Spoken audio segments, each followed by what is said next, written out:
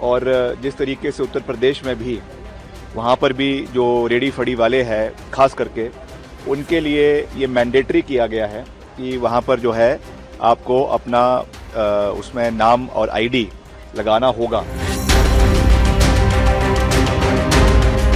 हिमाचल प्रदेश के कैबिनेट मंत्री विक्रमादित्य सिंह के एक बयान ने हिमाचल की सियासत में फिर से उथल पुथल मचा दी है। हालांकि उनके नेम प्लेट वाले बयान से ज्यादा ये इसलिए सुर्खियों में रहा क्योंकि उन्होंने उत्तर प्रदेश में हुई कार्रवाई को अपने बयान में जोड़ दिया, जिस पर अब हिमाचल सरकार को भी सफाई देनी पड़ गई है, या फिर कहें कि उन्होंने स्थिति को एकदम स्पष्ट कर दिया है।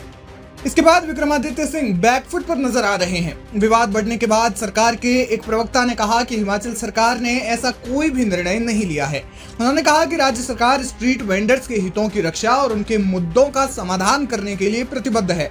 ऐसा कोई भी निर्णय नहीं लिया गया है और अगर लिया भी जाता है तो इससे पहले इस मुद्दे पर सभी सुझावों पर संवेदनशीलता से विचार किया जाएगा। सरकार के प्रवक्ता ने कहा कि इस संदर्भ में संसदीय कार्य मंत्री हर्षवर्धन चौहान की अध्यक्षता में कांग्रेस और भाजपा विधायकों की एक समिति का गठन किया गया है।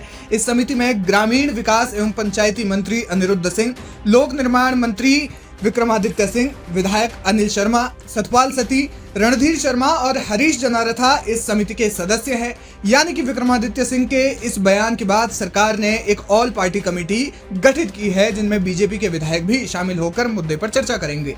सरकारी प्रवक्ता ने हिमाचल सरकार के पक्ष को स्पष्ट करते हुए कहा कि ये कमेटी राज्य सरकार को अपनी अंतिम सिफारिशें सौंपने के बाद विभिन्न हितधारकों के सुझावों की समीक्षा करेगी। कमेटी के निर्णय लेने और सरकार को मुद्दे से संबंधित विचार रखने के बाद मंत्रिमंडल भी इन सिफारिशों पर गहराई से अध्ययन करेगी, जिसके बाद किसी अंतिम निर्णय पर पहुंचा जाएगा।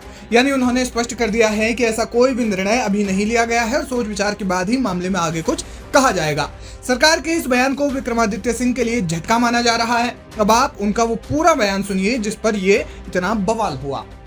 देखिए, पिछले कल हमने जो बैठक करी थी यूडी की और म्युनिसिपल कॉरपोरेशन की, उसमें ये फैसला लिया गया है कि जितने भी स्ट्रीट वेंडर्स हैं, चाहे वो कोई सामान बेच रहे हैं, कोई गुड्स बेच रहे हैं, पर्टिकुलरली जो खान पीन का सामान बेच रहे हैं, कोई मोमोज बेच रहा है, कोई नूडल्स बेच रहा है, कोई और चीज़ें बेच रहा है, तो उसके ऊपर जो है हमको दोनों तरीके से हाइजीनिक रूप से भी उसके ऊपर जो है एक्शन होना चाहिए, क्योंकि सफाई वाला खाना बिकना चाहिए। उसके लिए जो फूड एंड सिविल सप्लाईज के डिपार्टमेंट के लोग हैं वो इसके ऊपर देखेंगे।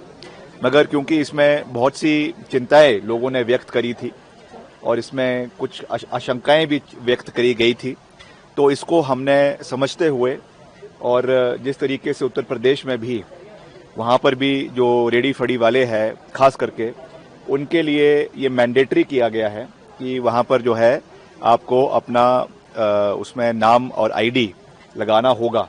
तो हमने भी इसको यहाँ पर पूरी मजबूती से लागू करने का निर्णय किया है कि जो भी अपना दुकान चला रहा है, रेडी फड़ी चला रहा है, उसको अपना आईडी, अपना क्लियर आइडेंटिफिकेशन उसमें करना होगा। वैसे भी क्योंकि अब ये स्ट्रीट वेंडिंग कमेटी बन चुकी है तो उससे आईडी दिया जाएगा और वो उनको डिस्प्ले करना पड़ेगा, ताकि आने वाले समय में कोई भी अगर ऐसी कोई समस्या आती है, कोई प्रॉब्लम आती है, तो पारदर्शिता से इस पे कार्रवाई जो है वो करवाई जा सके। नहीं, वो तो ऑलरेडी है ना, लाइसेंस तो उनको लगाना ही पड़ता है। नहीं, जो क्या अलग से होगा? नहीं, जो लगाना होगा नहीं, जो स्ट्रीट वेंडिंग कमेटी है उसके माध्यम से, कमेटी के माध्यम से आईडी कार्ड्स बनाए जाएंगे और उसके ऊपर उनकी फोटो, उनका जो रजिस्ट्रेशन नंबर और सब चीजें उसके ऊपर दी जाएगी। और उसको हमने जो है पर्टिकुलरली, मैंने अपने डायरेक्ट जो है हमारे सेक्रेटरी है उनको भी मैंने कहा है कि पर्टिकुलरली इसमें जो खाने पीने का जो स्टॉल्स लगे हैं